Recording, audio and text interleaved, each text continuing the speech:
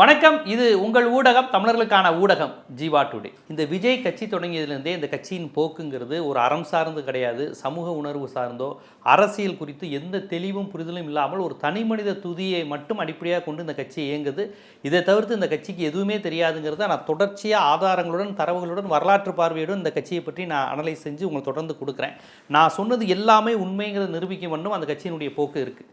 அந்த ஆதவ அர்ஜுனா என்பவர் ரஜினிகாந்த் அவர்களை திமுக மிரட்டிருச்சு, ரஜினிகாந்த் திமுகவுக்கு பயந்துட்டு பயந்தாங்குழித்தனமாக அரசியலை விட்டு போயிட்டாரு, பட் எங்கள் தலைவர் அப்படி யாரும் மிரட்ட முடியாது என்று ரொம்ப ரொம்ப ஒரு ஒரு சில்லறத்தனமான பேச்சு, உண்மை இல்லாத பேச்சு, பொய்யை என்ன சொல்கிறது, சில பேருக்கு பொய் சொல்கிறது சக்கரை பொங்கல் சாப்பிட்ற மாதிரி சொல்லுவாங்க. அதுதான் அந்த ஆதவ அர்ஜுனா.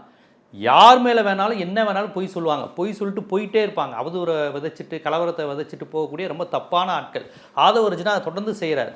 உங்கள் தலைவரை, அவங்களுக்கு தலைவர், அந்த நடிகரை நீங்கள் உயர்த்தி பேசணுங்கிற காரணத்துக்காக எப்பேற்பட்ட நடிகர், ரஜினியை பார்த்து தான் விஜய் வளர்ந்தார். ரஜினின்னு ஒருத்தர் கிடையாதுன்னா விஜய் கிடையாது, இது உலகத்துக்கே தெரியும், விஜய்க்கே தெரியும். விஜயும் நன்றி கிட்டத்தனமாக இருக்கார் ரஜினிகாந்தை பற்றி இப்படி பேசுகிறத ரசிச்சுக்கிட்டு. அப்பேற்பட்ட ரஜினியை பார்த்து நீங்கள் பேச வேண்டிய அவசியம் என்ன? அதுவும் உண்மையாக இருந்தால் ரஜினியை பற்றி எதாவது தெரிஞ்சால் பேசலாம். ரஜினியை பற்றி நீங்கள் உண்மையிலே அப்படி சொல்லியிருந்தா கூட பரவாயில்ல. உண்மையிலே அப்படி ஒரு சம்பவம் நடக்கவே இல்லை, திமுக மிரட்டவும் இல்லை, ரஜினி பயப்படவும் இல்லை. ரஜினியுடைய வரலாறை நீங்கள் எடுத்து பாருங்கள். அவர் எப்போவுமே பயந்தது கிடையாதுங்க.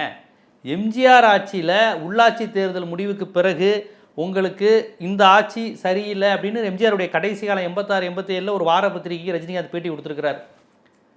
அவர் எம்ஜிஆர் ஆட்சி காலத்திலேயே எம்ஜிஆர் ஆட்சியில் சாராய கடையெல்லாம் திறந்துருக்குங்கிறத வச்சு தனிக்காட்டு ராஜாவில் ஒரு பாட்டு பாடியிருக்கார்.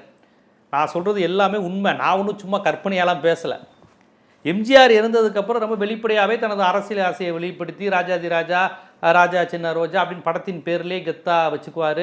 லைட்டாக டயலாக் வரும், நீ பேட்டைக்கு போக வேண்டியவன் அல்ல கோட்டைக்கு போக வேண்டியவனுங்கிறது.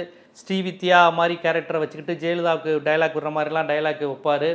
வினு சக்கரவர்த்திக்கு அண்ணாமலையில் இப்போ வினு சக்கரவர்த்தியை ஜெயலலிதாவாக சித்தரித்து டைலாக் வச்சார். ஏயா அரசியலுங்கிறது புனிதமானதை நீங்கள் கெடுக்குறீங்க, எப்படிப்பட்ட தலைவர்களாக வாழ்ந்ததுன்னு தெரியுமா அப்படின்னு. அந்த படம் ரிலீஸ் ஆகாமல் போனதுக்கு நீங்கள் விஜய் பக்கத்தில் இருக்க செங்கோட்டையன் தம்பித்துறையை கேளுங்க.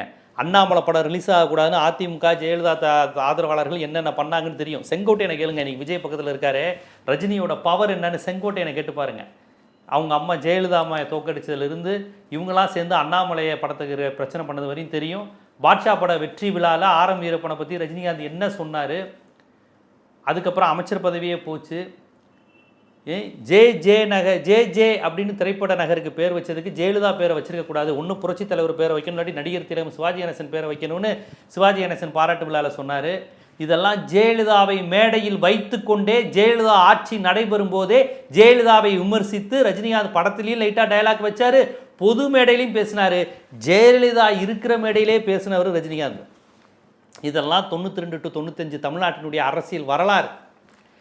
சன் நியூஸ் எடிட்டர் ராஜா அவர்கள் ஒரு புத்தகத்தில் ரஜினிகாந்த் அந்த ஜெயலலிதாவுக்கு எதிராக பேசின போது அது குறித்து நீங்கள் ஒரு பேட்டி கொடுக்கணுங்கிறப்ப எவ்வளவு நிதானமாக, வெறுமனே ஒரு ஆளுங்கட்சிக்கு எதிராக இல்லை ஒரு கட்சிக்கு எதிராக மட்டும் தான் காமிச்சிக்கணுமா, அப்படி பேசணுமா, எவ்வளோ நிதானம், ஒரு பொறுமையாக யோசித்து என்ன பேசலாம் அப்படிங்கிறப்ப தனிப்பட்ட தன்னுடைய பாதிப்பை மட்டும் வச்சு பேசணுமா, இந்த ஜெயலலிதா கவர்மெண்ட் எப்படி இருக்குங்கிறத பற்றி பேசணுமாங்கிறது அவ்வளோ யோசிச்சிருக்காரு. சன் நியூஸ் எடிட்டர் ராஜா அவர்கள் தன்னுடைய புத்தகத்தில் தெளிவாக சொல்லியிருக்காரு. அப்போ அதுக்கப்புறம் ரொம்ப டிஸ்கஷனுக்கு அப்புறம் சரி போடுங்க, மைக் ஆன் பண்ணுங்க, நான் பேசுகிறேன் அப்படின்ட்டு அவர் சொல்லியிருக்காரு. ஜெயலலிதா மீண்டும் ஆட்சிக்கு வந்தால் தமிழ்நாட்டை ஆண்டவனாலும் காப்பாற்ற முடியாது. அந்த ஒரு டைலாக் தான் 96 தேர்தல் பிரச்சாரம். சைக்கிள் எடுத்துக்கிட்டு ரஜினி ரசிகர்கள்லாம் ஊர் ஊராக சுற்றுனாங்க. இப்போ இந்த கேஎஸ் அழகிரிலாம் சைக்கிளோட ரஜினி பாட்டு பாட்டிலாம் இப்போ மூப்பனார் ஆதரவாளர்களாக அவங்களாம் பேசியிருக்கிறாங்க. அருணாச்சலம், மூப்பனார், பெரிய பெரிய ஆட்கள், பாசனம் எல்லாமே அப்போ அண்ணாமலை பாட்டை போட்டுக்கிட்டு இந்த ரெக்கை கட்டி பறக்குதடி சைக்கிள் போட்டு சுற்றுனாங்க. 96 தேர்தல் களத்தை ரீவைண்ட் பண்ணி பாருங்கள், ரஜினிகாந்த் யாருன்னு தெரியும். ஸோ ஜெயலலிதா மீதான எதிர்ப்பை கூட வன்மமாக அவர் பதிவு செய்யலை.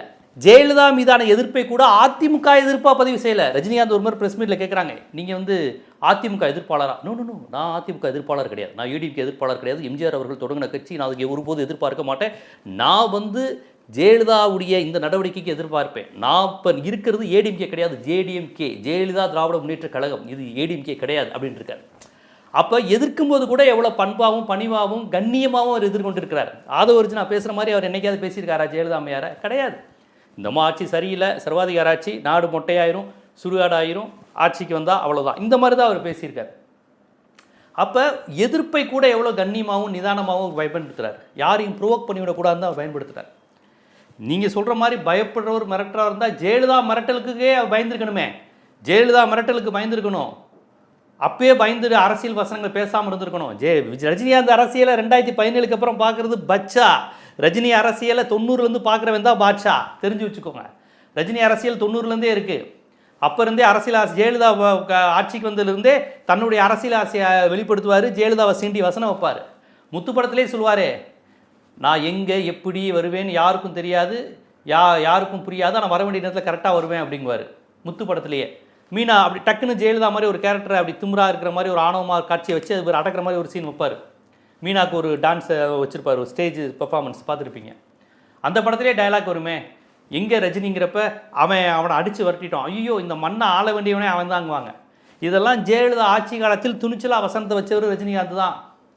அப்புறம் டிஎம்கே ஆட்சிலையும் லைட்டாக வச்சார் அவர். ஏடிஎம்கே படையப்பா மாதிரியான படங்கள்லையுமே அவர் அரசியல் வசனங்களை வச்சுக்கிட்டு தான் இருந்தார். அதனால் எந்த ஆட்சி காலத்துலேயும் அவர் தன்னுடைய இதை விடலை. 1990 இருந்தே, நான் தான் சொல்கிறேன், ரஜினியுடைய அரசியலுங்கிறது இப்போ இல்லை, 90 இருந்தே இருக்குது. அதனால் இவங்க இஷ்டத்துக்கு எதையாவது அடித்து பிடிச்சி கதை விடுற மாதிரி எதையாவது ஒன்று பேசி வருச்சுன்னா திமுக மறட்டுச்சான், ரஜினி அரசியல் விட்டு போயிட்டாரான். இப்போ நான் சொல்ல வரலாற்று தரவுகளெல்லாம் உண்மை இல்லைன்னு உங்களால் மறுக்க முடியுமா? இல்லை ஜீவா சும்மா இஷ்டத்துக்கு அவராக பேசுகிறாருன்னு? எல்லாமே வரலாற்று பதிவாக இருக்குது, எல்லாமே வரலாற்று பதிவு. எப்போ ரஜினி பயந்தார், எந்த கட்சிக்கு பயந்தார் சொல்லுங்கள்? அவருடைய அரசியல் கருத்துக்களில் மாறுபட்டு இருக்கலாம், ஆனால் உண்மையில் நடக்காத ஒன்று சொல்லக்கூடாது இல்லைங்களா? ஜெயலலிதாவை எதிர்த்தார், துணிச்சலாக எதிர்த்தார், பயந்து ஓடலை. ராமதாஸை எதிர்த்தார், பாட்டாளி மக்கள் கட்சியை எதிர்த்தார். பாட்டாளி மக்கள் கட்சி நின்ன 7 தொகுதி 2004 அவங்க நின்ன 7 தொகுதியிலையும் ரஜினி ரசிகர்கள் எதிராக பிரச்சாரம் செஞ்சாங்க. எப்படினாலும் அந்த இடத்துல திமுக பாமக தான் ஜெயிக்க போகுதுன்னு தெரியும். தமிழ்நாடு முழுக்க திமுக பாமக அலை தான், திமுக பாமக காங்கிரஸ் அலை, அதுதான் ஜெயிக்க போகுதுன்னு தெரிஞ்சாலுமே ராமதாஸை நான் எதிர்ப்பேன். பாபா படத்துல ரசிகர்களை அடிச்சிங்க, பாபா படத்துல என் படப்பட்டியை தூக்குனீங்க, உங்களை எதிர்ப்பேன்னு சொல்லி 2004 எதிர்த்தார்.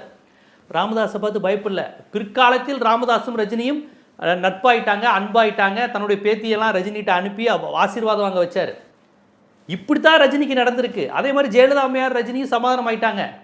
வீரப்பனை கைது செஞ்சவங்க, வீராணத்தை கொண்டு வந்தவங்க, திருட்டு விசிடியை இது பண்ணவங்க, வீரப்பன் இந்த ட்ரிபிள் வி அப்படின்னு 3 பேரையும் நீங்கள் சரி செஞ்சிட்டீங்க அப்படின்னு சொல்லி தைரியமான லட்சுமின்லாம் பேசினார். ஸோ ரஜினி எதிர்க்க வேண்டிய நேரத்தில் அந்த நேரத்தில் யாருக்கும் பயப்படாமல் ஜெயலலிதா அம்மையாரை எதிர்த்தார், பயப்படாமல் பாட்டாளி மக்கள் கட்சியை எதிர்த்தார், தைரியமாக திமுகவை ஆதரித்தார்.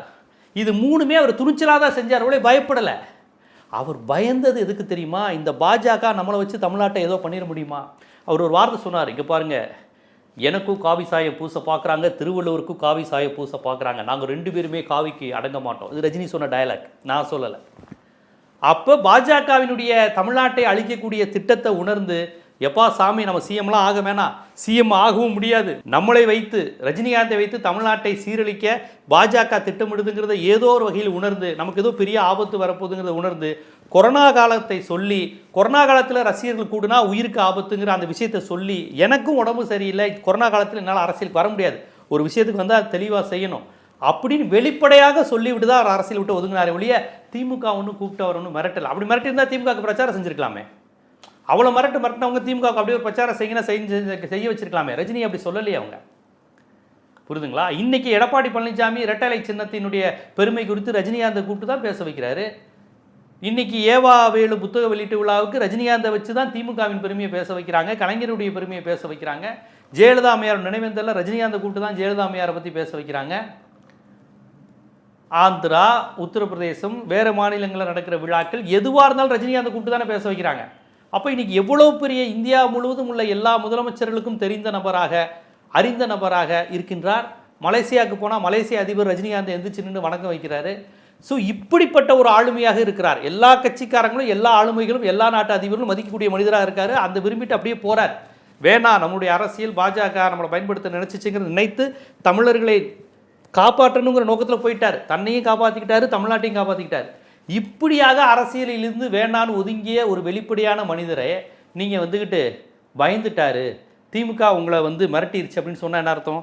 அதுக்கு தான் ரஜினிகாந்த் ஒரு பதில் சொல்லியிருக்காரு. விஜய் அவர்களே, 96 ரஜினி ரசிகர்கள் இறங்கின மாதிரி இறங்க போகிறாங்க. இப்போ அந்த வார்த்தையை நான் அப்படியே படிச்சிடுறேன். காலம், அந்த வார்த்தை தான் ரொம்ப முக்கியம். காலம் பேசாது, ஆனால் காத்திருந்து பதில் சொல்லும், வாழ்க தமிழ்நாடு அப்படின்னு ரஜினிகாந்த் சொல்லியிருக்காரு. அப்படின்னா என்ன அர்த்தம்? விஜய் கட்சி மிகப்பெரிய பின்னடைவை சந்திக்க போகுது. அது மட்டும் இல்லை, அதிமுக கூட்டணிக்கு விழுகிற ஓட்டை தான் விஜய் வாங்க போகிறாரு. திமுகவை திட்டி ஏடிஎம்கே ஓட்டை தான் வாங்க போகிறீங்க.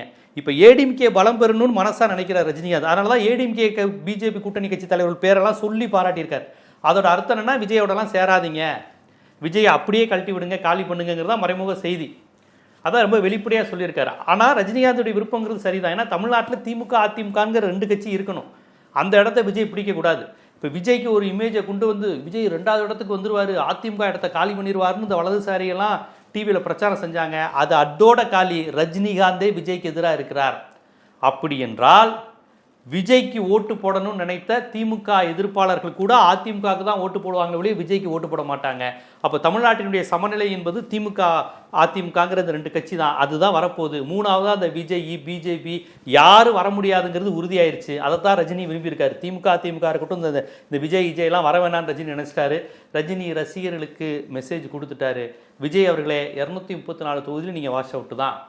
அதனால் ரஜினி அரசியல்னா என்ன, ஜெயலலிதா ராமதாஸ் கலைஞர் இவங்களோட இருந்த உறவு, தேர்தலோடு அவருக்கு இருந்த உறவு, கடைசி காலத்தில் என்ன நடந்தது, அண்ணாத்த பட ஷூட்டிங்க, கொரோனா, இதெல்லாம் அவர் வெளிப்படையாக சொன்ன ஒரு விஷயத்தை அப்படியே மடைமாற்றி அவரை பயந்தாங்குழின்னு சொன்னீங்க.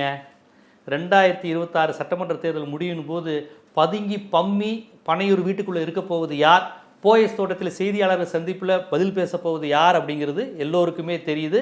ரிசல்ட் என்னங்கிறது தாவேக்கா 234 வாஸ் அவுட்டுங்கிற ரிசல்ட்டு இப்போ கண்ணு முன்னாடி தெரிய ஆரம்பிச்சிருச்சு.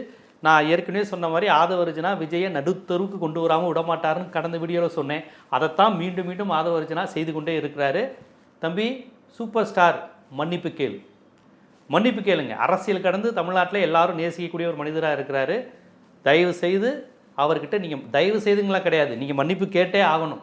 அதுதான் இன்றைக்கி எல்லா அரசியல் கட்சி தலைவர்களுடைய எதிர்பார்ப்பாக இருக்குது. விஜய் உங்களை முடிக்க வேறு யாரும் தேவையில்லை, உங்கள் பக்கத்திலே இருக்கிறாரு ஆதவ் அர்ஜுனா.